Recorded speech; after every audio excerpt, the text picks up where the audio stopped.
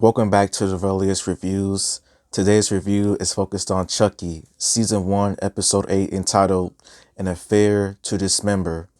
And the official synopsis of the Season 1 finale is: scores will be settled as Chucky's diabolical plan comes to fruition at a dangerous public venue. And before I give up my review, please like and subscribe and comment and tell me what I should review next.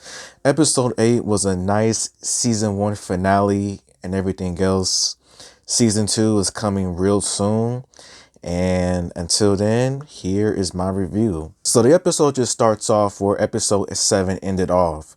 After Junior kills his father and he is still talking to Chucky. Andy, he arrives at the house trying to find Jake and everything. And he talks to Junior for a hot second. And he tries to talk to his father but realizes that his father is not around. The conversation goes nowhere and Andy basically leaves.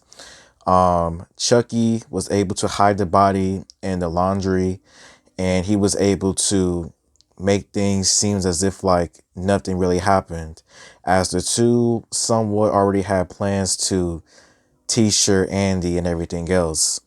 Lexy and Jake, they are still talking about what Chucky's evil plan could possibly be and everything. And they soon realize that the doll that Jake bought at the bus station comes alive.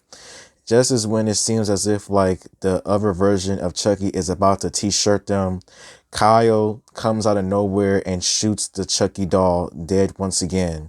And Kyle, she basically explains everything from the voodoo, Chucky being able to transfer souls onto different dolls and bodies just like that.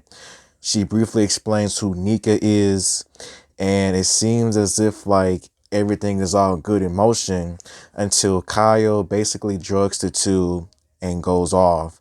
And the reason why she does that is to save them from all of the foolery that's about to happen.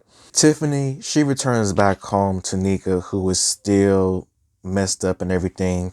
She tries to drug Nika, but Nika soon regains control of her body and almost t-shirts Tiffany until Junior and Chucky arrives at the house. And this is where Tiffany and Chucky, they reunite once again. It's all goody and we find out what Chucky's plan is.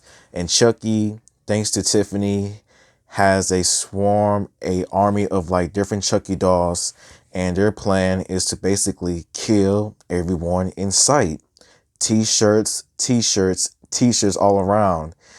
And long story short, all hell breaks loose. Devin, who is still tied up, watches everything and he is very confused.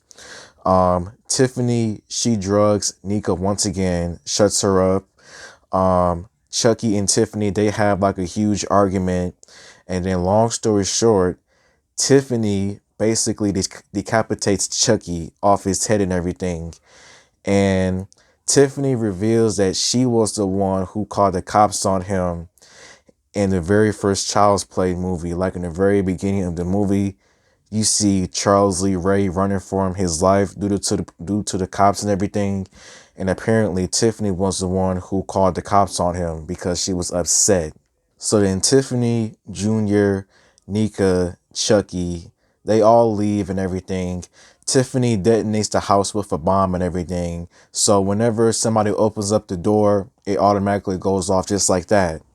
Andy, he is able to save Devin from getting killed by Chucky, and he tells him to leave. And just as it seems as if like everything is going to be fine, Kyle is able to find Andy, and she accidentally opens up the door. And then long story short, a huge explosion happens. And apparently in a news article, it says that there was fatalities all around. And it seemed as if like Andy and Kyle and Devin are both gone. But we now know that Devin, he survived. He was able to leave.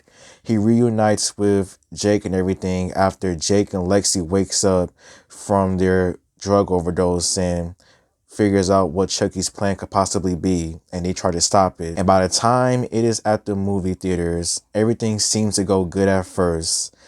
Junior screams out for Lexy's help as it seems as if like he is in trouble, but it turns out it was a trap with him and Chucky trying to get Lexy. Junior tries to talk to Lexy about why they should get back together, but Lexy does not accept. Eventually, Chucky and Junior have a huge fight, which results in the two of them killing each other and everything else.